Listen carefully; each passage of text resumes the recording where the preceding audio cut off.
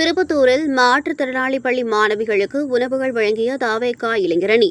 தமிழ்நாடு முதலமைச்சர் ஜோசப் விஜயின் 52வது பிறந்தநாளை முன்னிட்டு திருப்பத்தூரில் உள்ள உடல் மாற்றுத்திறனாளிகள் பள்ளியில் தமிழக வெற்றிக்கழக ஒன்றிய நகர இளைஞரணி சார்பாக மதிய உணவு வழங்கப்பட்டது.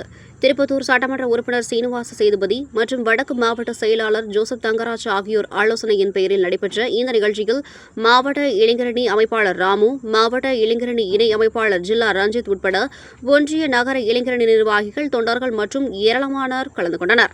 நிகழ்ச்சி ஏற்பாட்டினை நகர இளைஞரணி அமைப்பாளர் இசாஸ், ஒன்றிய இளைஞர் அணி அமைப்பாளர் வசந்தகுமார் மற்றும் ஒன்றிய நகர இளைஞர் அணி நிர்வாகிகள் செய்திருந்தனர்.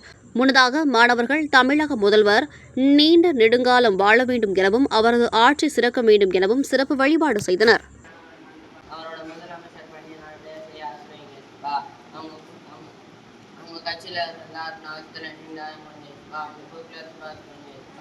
அவங்களும் இன்னும் பல பேர் உதவி செய்ய ஆசிரியங்க.